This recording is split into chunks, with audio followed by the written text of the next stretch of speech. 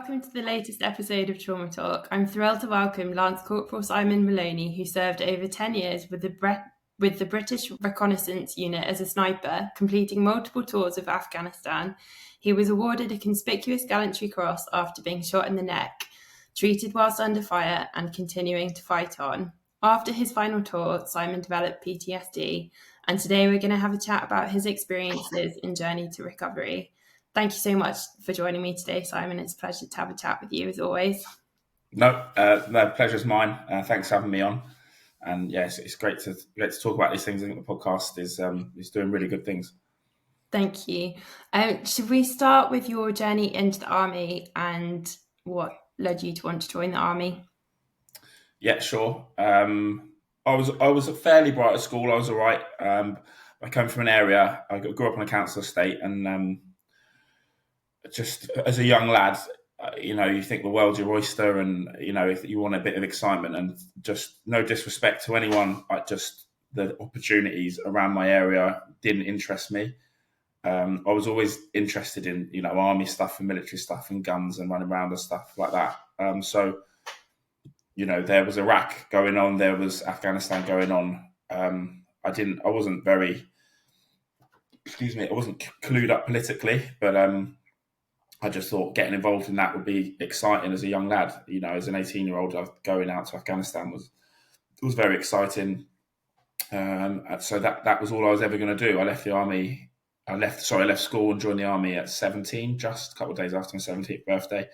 And that's all. I didn't look back. There was never any doubt. I didn't do it because didn't have any other options. It was just that is what I wanted to do. There was no doubt at all. And it was a nice, I didn't realise at the time, that's a nice thought process to have. Now, everything you do as an adult there's caveats. Can I do it? What's the negative? Can I afford it? Is it realistic? Do I have the time for it? That is what I'm going to do. No looking back. Let's go. And that's, didn't know at the time. That's a nice place to be. Yeah, definitely. Just have a plan and go for it.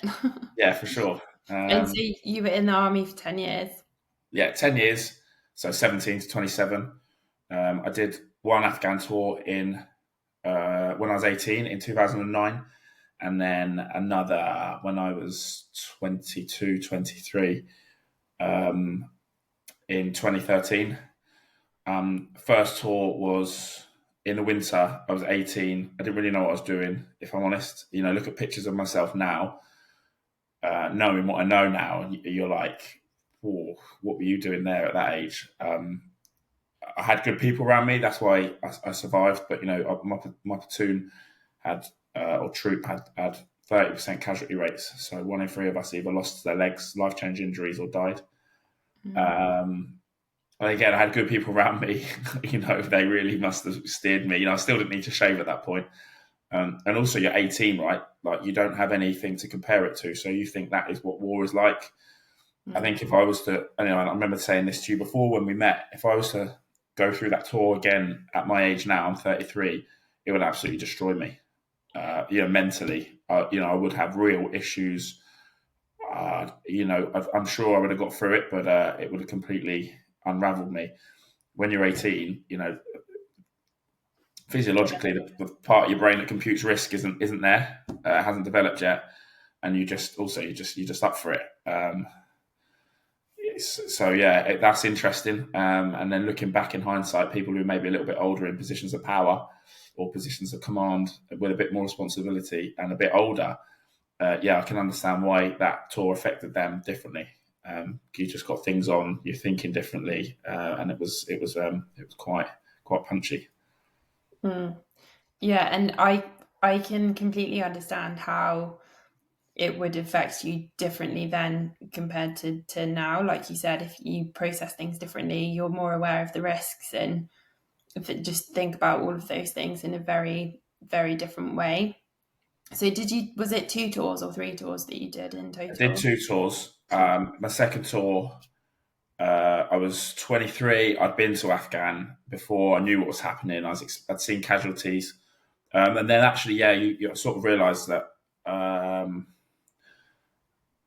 I computed the risk differently. That part of your brain is still developed, but I also had lost I'd had a lot of injuries and casualties in the first tour.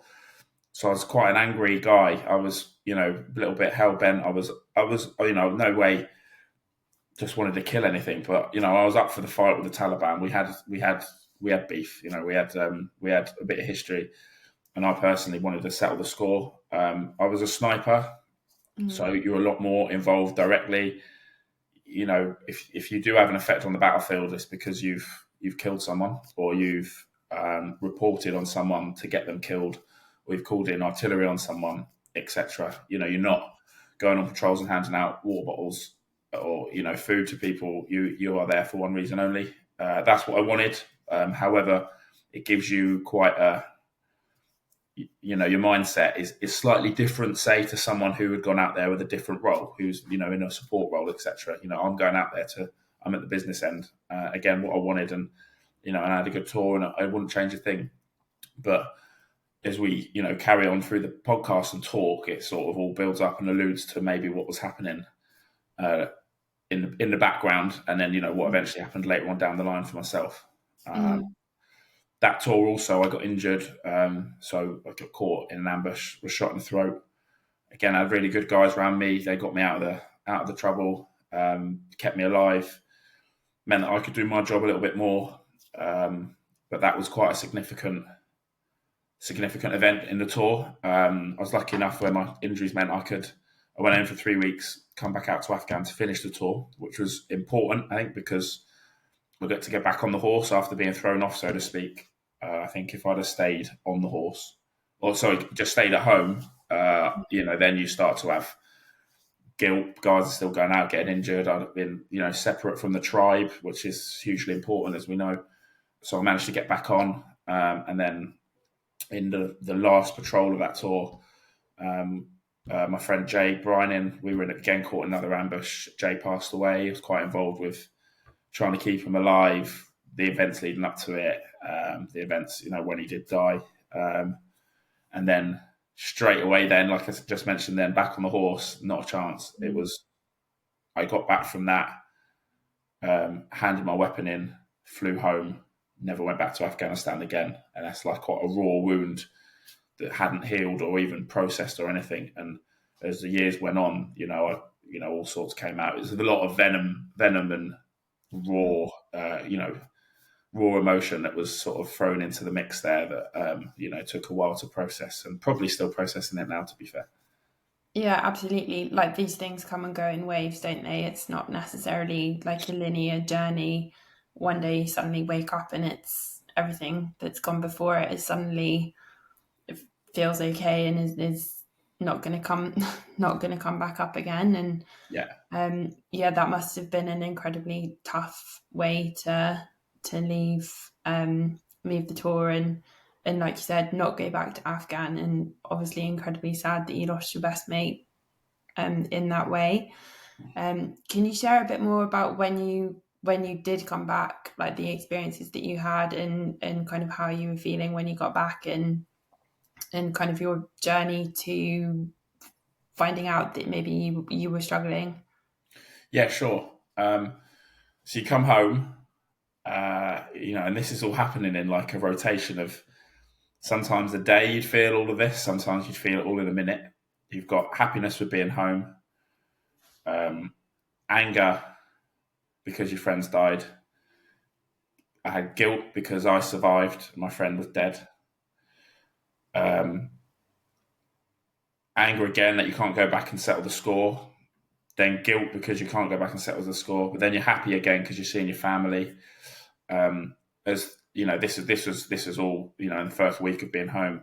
I was then awarded, or was told I was awarded a medal for being shot and staying in the fight. In my opinion, it was the people around me, and I was the guy that had the medal pinned on his chest. But I never thought I deserved this. But you're not going to turn it down. It did a lot for my career, and it was nice as well for my family to have some recognition. Mum and dad, after going all through what they went through with me being injured, get to go to Windsor Castle and wear a funny hat and a nice suit and see the Queen. That's definitely for them But then all these things keep going, keep going, keep going. And something to note is all these things are 100 miles an hour. You know, you can have like small waves of, say, jealousy, but you know, these are all these emotions are 100%. So it's 100% happiness because you're home, you're celebrating, you're partying. It's 100% anger when you have that moment. You know, again, drink doesn't help, but you're drinking because you're home and you're partying and you're feeling good. 100% jealousy, 100% guilt. It's not small waves. It's all, you know, the floodgates are open with everything. You know, what that's doing to your nervous system and your brain and, you know, your emotional system. You know, you're not comprehending it, but then you sort of lose what's normal. Like it's just you're just flying from one to the other, and so many ways to describe it. But you know, a friend said it's the pendulum, and you know, the swing goes hard one way. Drink, drugs, fighting, anger, whatever you're doing. You know, whether it be, you know, guys going out and trying to meet a new girl every night or getting into fights, whatever these things are, then you find they go the other way, and they, you know, the next minute they're talking, they're highly religious, vegan, have signed up to 14 ultra marathons. That pendulum is just swinging even more, and it's just as addictive. It's just as rash as the bad stuff, but you just see it in a good way. And then the pendulum swings harder the other way, and what you should be trying to do is maybe taking the swing out of the pendulum and working on normal levels. Not everything needs to be 100%. And it's something I'm still working on now, but you know, that's something that I definitely found caught me out. It's just everything was 100%, and then you think you have to go the other way, and it's not. You know, small changes slowly take the sting out of the tail, so to speak. But so I had, you know, issues about Jay dying, guilt because of the medal. But meanwhile, I'm still in the army, right? So it's pedal to the floor. I'm still going hard, training hard. And then all of a sudden, you slowly come around to the idea you're not going back to Afghan. I was in a training role, so I was training new recruits. Probably not the worst place to be in the world because you've got some real experience, and you know you put the job across well because you've got life experience in what you're teaching them and why you've got a reason for everything that you do because you've lost friends. However, they probably got the brunt of a few shouts and tantrums on my part, you know, for them doing something quite simply wrong that, you know, I thought was life and death. And then eventually, I just all of a sudden one day, I literally just woke up and was like, the army is not for me. I'm going to be better if I stay in, and I just decided to leave. Wasn't quite sure what I was going to do, and then you have this whole new thing. Well, who am I? Well, before I was the army, I was a 16-year-old lad. Now I'm 27, don't know it, but I've got PTSD and some real issues, and I don't know who I am as a bloke that's not a sniper in the army. You know, that's the first thing you need to do is drop that ego because that's not going to get you anywhere. No one gives a shit. And you know, you have to work through that, work out who you are, what you like, how do you relax, what do you do in your spare time. You have all this spare time, but you don't as well because normal life gets in the way. So you're doing a lot on the run, sort of on the hoof, whilst you know not really having a clue. You're just sort of getting along with it. I think it's probably similar to, no disrespect, mine and your business chats. Yeah. You're doing it on the hoof and you learn it on the way, and you know we'll get there. Yeah, exactly. And loss of identity is such a huge thing as well, and not knowing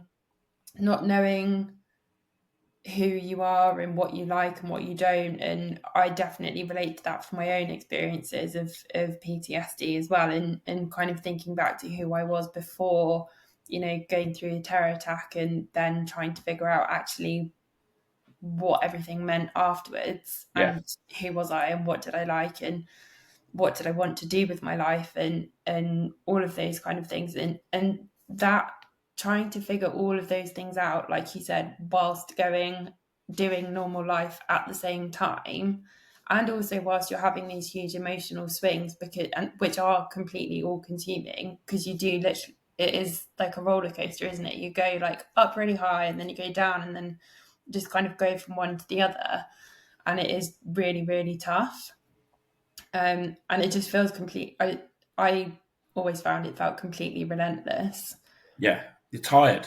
When you bring up a good point, I got to the point I have never attempted to commit suicide, but one day like you said, it's so consuming, and I was like, I am just so tired, and I was like, I fucking get why people commit suicide. For the first time, I was like, I get it. Yeah, It's just relentless.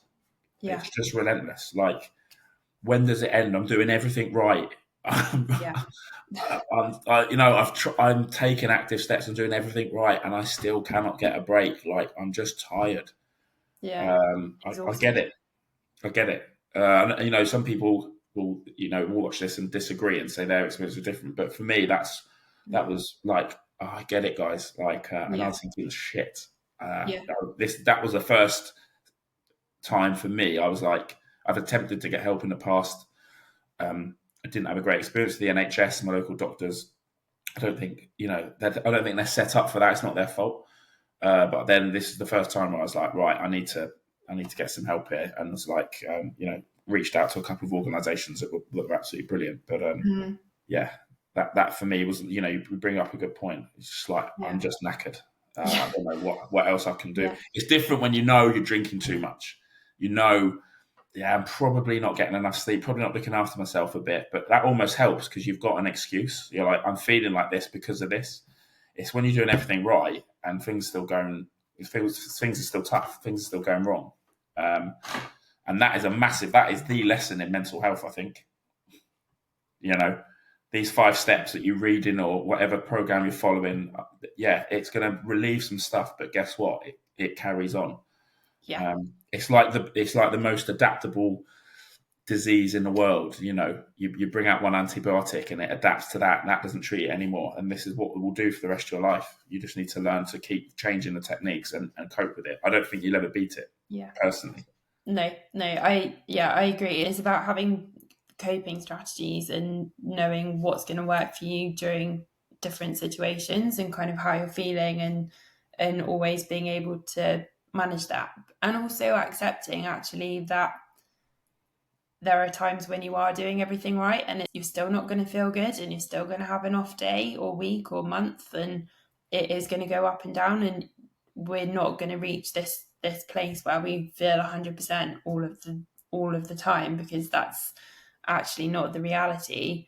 um and I definitely relate to what you were saying around, um I've also never tried to take my own life, but I feel like I got to a place where I again can understand. I just wanted the pain to stop, just wanted the pain to go away. Like you said, I was doing everything I could, everything right, been trying so hard, and just it just doesn't feel like it's getting better. And when, like you said, when am I going to catch a break? When are things going to improve? Um, I'm really pleased for you though that was a kind of turning point, and a point where you thought that actually maybe I could do with some help, and took those steps to reach out, because that's a really tough thing to do. Especially, if your GP doesn't know what to do or how to help with the NHS. They obviously do provide a fantastic service, but it's so overwhelmed that it's really difficult to access for a lot of people, or they don't necessarily have experience with everyone's experiences. And so, how did you go about um, reaching out? Did you speak to your friends or family, or you kind of reached out for yourself? And who did you reach out to? Yeah. So being ex-military, there's an abundance of us that everyone. I'd say everyone maybe doesn't have PTSD. They maybe have, adjustment syndrome, or they have had issues. You're transitioning. It's a huge transition from military life to civilian life, especially if you've been in operations.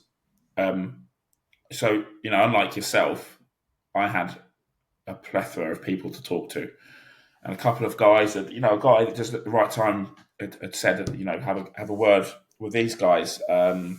So PTSD resolution, and I tried before speaking to a couple of charities and not got anything back. And you're like, I'm ringing you because I'm in need. You don't ring because you think you'll have a breakdown in 2 weeks' time. Like, you're on the phone because you need, like, I've reached a point.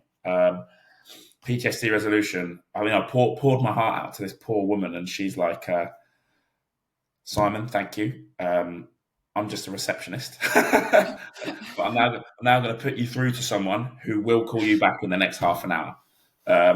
That sort of broke the mood a little bit. It's like a little Only Fools and Horses moment, the way they write their shows. This ultimate seriousness, and then a little joke to sort of break the mood. But they did. Claire come back, rung me, and just managed to build a rapport straight away. I went into that situation looking for an excuse not to get it. I was totally against it, and it's a tough skill that these people have because everyone's different. You would be completely different, and I've not said a word, and she's obviously had to sort of look at me and try and, how am I going to skin this cat? And she was brilliant. She built rapport straight away, and that's what I needed. I needed maybe a little bit of trust that I could sit down and talk to people and not be judged. And you did, because for me as well, I was a little bit embarrassed. Like, what was your perception of PTSD before you know what you know now? I thought, and no disrespect, I probably know a little bit more because I was expected to have it after the things I'd seen in the army. And as you would, but I mean, I come from 10 years I was in a world where it was always spoken about. For you found yourself in a situation that, a week before you would never have dreamed would have happened. And so for me, it was actually learning about, that's normal. That is PTSD, but that's also normal. And this is how you deal with it. I was expecting to be having flashbacks in a cold shower whilst, when a balloon pops or you hear an explosion. It's not the case. A flashback for me isn't the same as for someone else. I just find myself in a high sense of alertness and can't bring myself down for about a week. I'm not panicking and shaking. That's what I thought it was. You see the films and stuff. So for me, it was, oh, okay, then actually, yeah, I do actually have a couple problems. And then you learn about it in yourself. It's more educating. I was very much needed educating, I think. And then I got more from it. And then I would open up a bit more, etc.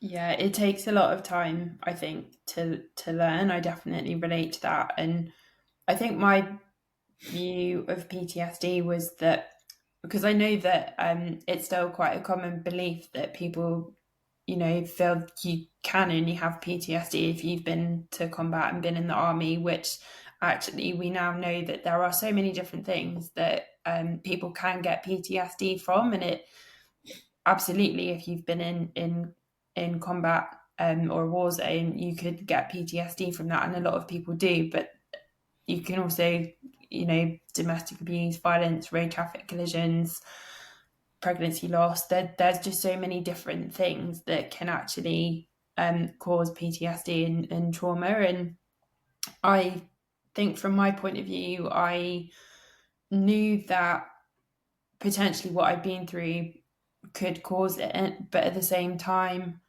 there was almost like a kind of self stigma or self, I didn't have it as bad. My experience wasn't as bad as other people's, and kind of like invalidating my own experience of what I'd been through when being caught up in a terror attack. And actually, like for me, it was a 7-hour ordeal of not knowing, feeling like I didn't know if I was going to make it out alive the other end. And that's in the course of living day-to-day life. For me, that's so surreal, because going out for dinner with friends on a Saturday night, that's never a situation that you expect to end up in. But you do it every Saturday, potentially. When do I walk down the street in Sangin again? Hopefully, never again. Yeah.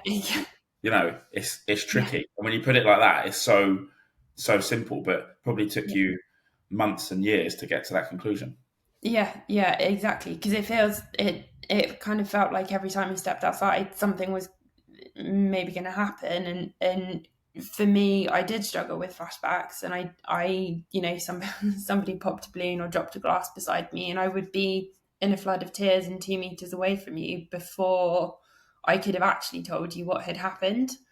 And it's taken a long time to learn what those triggers are and how to, have the coping strategies and then how to deal with them. But I'm at a place now where, firstly, those things aren't actually so triggering for me anymore, because the more that you're exposed to the things that are triggering and have coping strategies, the better that you are able to kind of cope with them.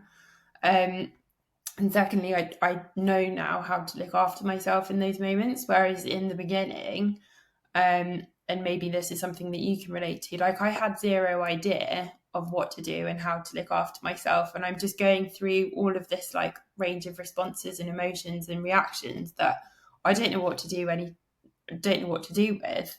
And so there was a huge learning element for me, similar to what it sounds like it was for you, in terms of actually this is what PTSD is for me, but other people are going to experience it differently.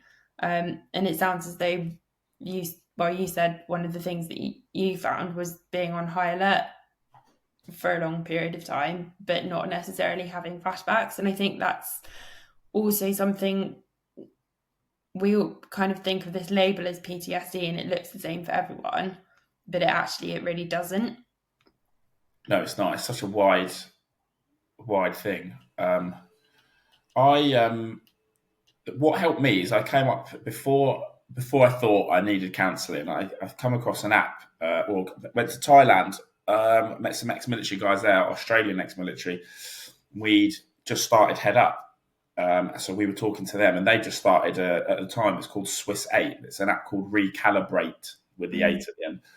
It's about the 8 pillars of health, and it's just quite simple. The lads were like, had started this for the same reasons Head Up started. They'd lost a few friends from suicide, and they said, "No, we've had enough of this." So for me, it was little things. I mean, give yourself the best fight. You're going to have bad days. Give yourself the best fighting chance. Have you slept for 8 hours? Have you eaten well? If caffeine, if do you need to cut caffeine out? Have you had too much caffeine? All these things, when you do have a bad day, you've got to give yourself the best fighting chance. But then also understanding, I didn't sleep well last night, probably going to have a bit of a low mood, or, I've been working late, I'm absolutely this, that, the other, probably a bit of a low mood, and checking in with yourself. In the past, you just crack on. I'm tired, but yeah, crack on. All these things, for me, they all sort of come together at the same time. It was quite nice. And what was good about Claire is she taught me how the brain works, where you are in the fight or flight. And what I found is I was down at the sort of chimpanzee fish stage, which was fight or flight. And then I would stay in fight mode for ages. Mm-hmm. And then as you start to build up your emotional intelligence and the nervous system, you sort of go up evolution. But that's when you start feeling anxiety and depression and stress and lust and whatnot. So what was happening to me is I was trying to climb this ladder, feeling anxious and being like, well, fuck this, I'm shutting everything off again. I can't handle it. Push through, and then you start to feel happiness, etc. And it's about being dynamic and stuff like this. But, for a couple of years, I was just, oh, no, I'm not doing that, and switch off. And then it has an effect on everything, relationships with partners. I'd be a completely different person with Zoe. Arthur wasn't around then, but imagine that now. And your friends, and it's fine actually. Maybe in work you can just switch it off and get on with it, but yeah, it wasn't healthy. Wasn't healthy. And like I said, for me, education was what sorted it out. I now understand.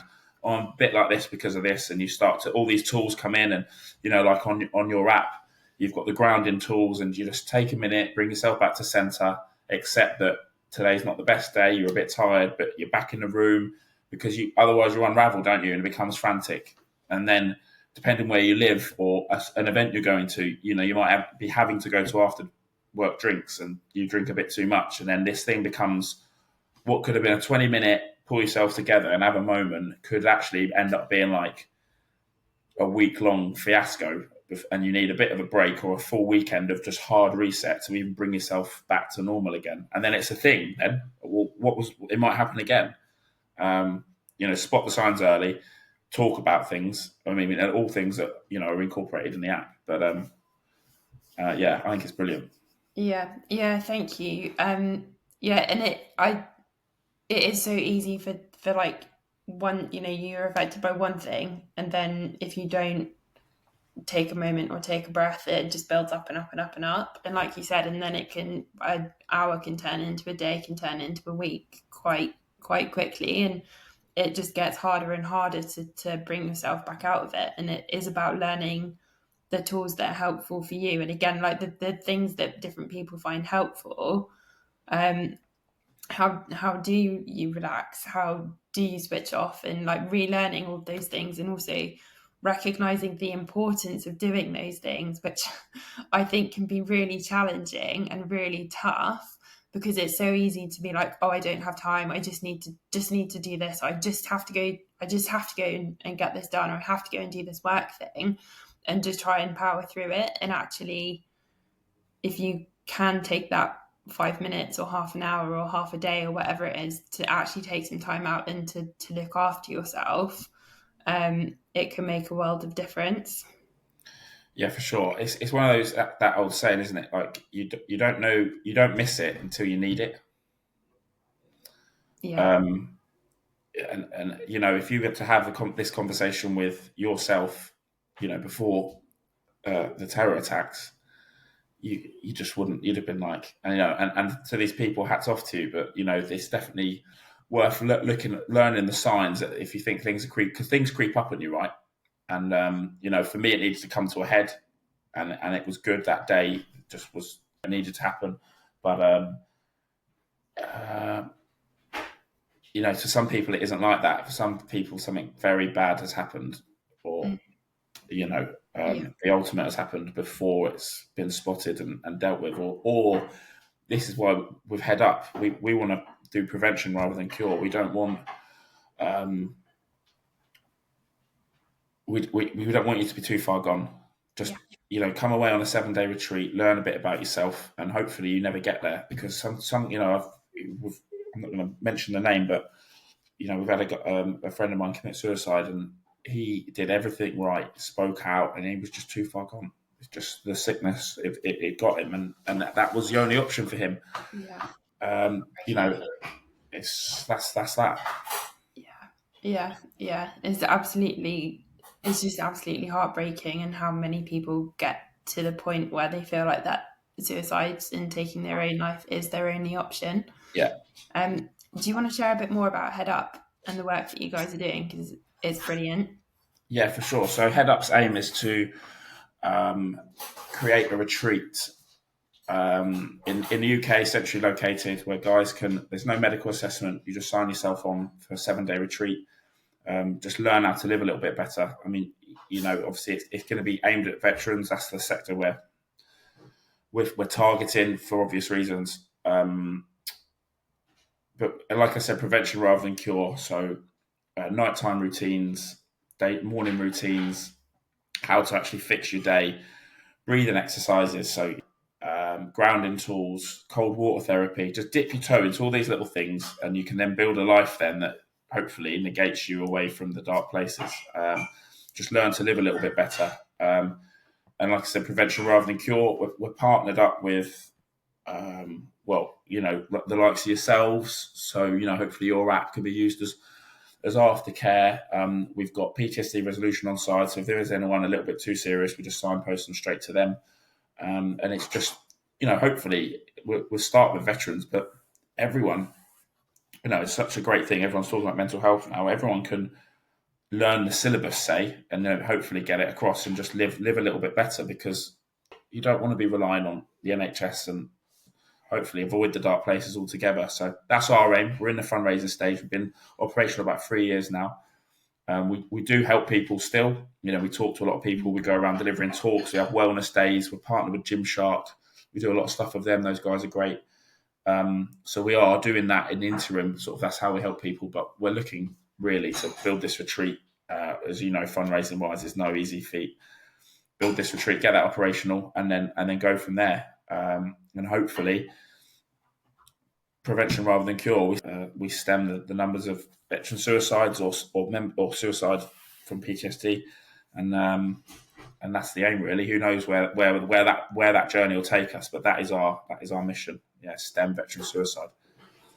Yeah, which is an absolutely fantastic mission to have. And I think, like you said, once it's up and running, so many more people would also be able to benefit from it as well, in terms of the things that you guys are planning to kind of help people with and teach them on the retreat, and in terms of building a routine, these kind of elements of how to look after yourself and how to take care of yourself into your life and into your routine, because it is such a huge part of feeling better. But even if you don't always feel good, which no one ever will, is still being able to take care of yourself and to look after yourself. And it's just so hugely important. And I'm really excited for you to see where this is going to take you, and I'm sure that it's going to take off and be a really important and hugely beneficial thing for a lot of people. No, yeah, thank you. And it's something, as a young, even a young person who hasn't come across I mean, I don't mean to be patronising, but hasn't experienced the troubles of life, and is just happy-go-lucky, and just there's some very simple things that can give you a lot of pleasure, just by looking after yourself, feeling good. Especially in the Instagram or social media generation now, with phones and stuff like that. And you and I are just as bad. We're talking now on a platform on a camera, and we communicate via phone. All these people it cracks me up to say, we're on the Instagram generation. Like, your video is on Instagram. That's how I'm watching it. That's how you're getting this message across. It's definitely a tool, but just simple things. I think it's going to be more and more prevalent as the next generations come through, for sure. So hopefully we can start something that's going to actually affect a lot more people that don't even know they need the help yet, with regards to both of our organisations. Yeah, 100%. And there's obviously lots that we can hopefully continue to do together as well, in terms of spreading the message around PTSD and trauma, and how things that can be helpful for other people who might be struggling. Oh, for sure. Where would you say that you're at now in your journey? We are on the cusp of starting this retreat, starting the process of building the retreat. Like I said, we're 5 guys now who had just had a passion, and we started a charity. We're now having to make that transition to maybe actually having to know a little bit, and having some credibility when you turn up to these meetings asking people for money. We're in touch with the right people. I feel like it's definitely getting traction. But have we laid a brick down yet? No, we haven't. I would say in the next 18 months, in 18 months' time, this will be a very different conversation if we were to have the same conversation. Yeah. What about yourself? Yeah, exciting. Yeah, so we're, we have the app. It's available on the App Store. We're also fundraising at the moment. We've got some really exciting partnerships in the pipeline, and really just trying to get the app to as many people as we possibly can. And likewise, hopefully in 18 months' time, again, we'd be having quite a different conversation. Yeah. Maybe we should check back in 18 months' time and do another recording. And I mean, we'll speak in the meantime. Yeah, for sure. I think what's great about both of them is we're trying to spread ideologies. It's not, we're not trying to, we're trying to build something, but it's the ideology we want to spread, and that the limits are endless. There isn't a metric on it. That's what's exciting. Like I said, it's just the right people need to listen, I think.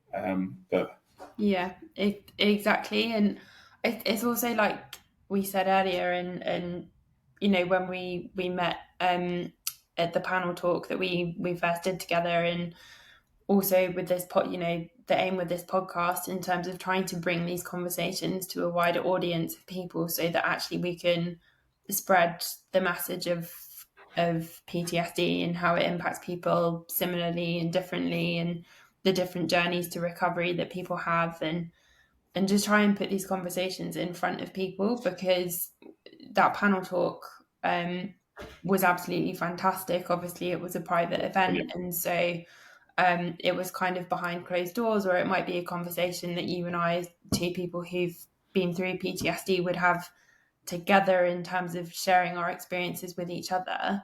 But actually people outside of the room wouldn't ever hear it and wouldn't necessarily know, because it can be harder to share things with people who don't get it because they haven't been through it. And so hopefully that's what this podcast and these kinds of conversations can continue to do. So do you have any kind of final tips for anyone who might be struggling at the moment, or who might be supporting someone who's struggling, in terms of what they what might be helpful or what they could do?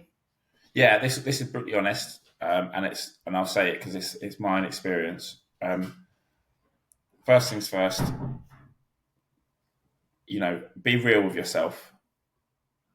It's not bad that you're drinking or doing stuff or doing negative things, but be real with yourself. When you're having a bit of a bad time, first things first, stop drinking, try and get 8 hours sleep and drink plenty of water, do a bit of exercise. If exercise isn't your thing, but just get out and about, and then you'll get a real indication of yourself of what you need to do next. But even if you're having a few problems, those are the first things you need to do.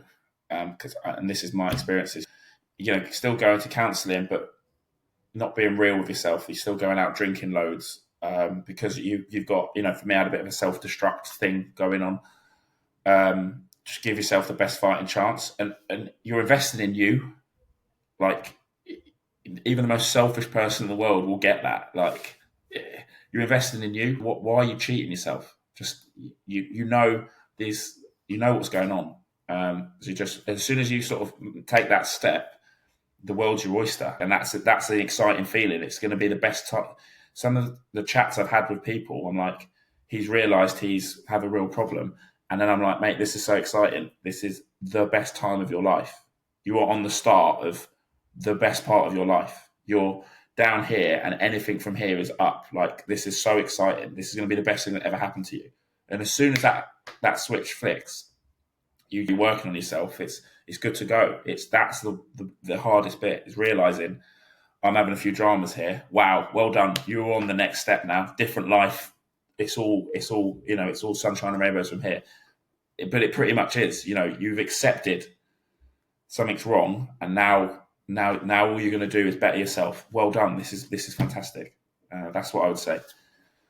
Yeah, I think that is really brilliant advice. It is, and it is upwards, and you can make a change from there, can't you? And actively take steps towards making a change. And it might not be a linear or straightforward journey, but things will and can get better.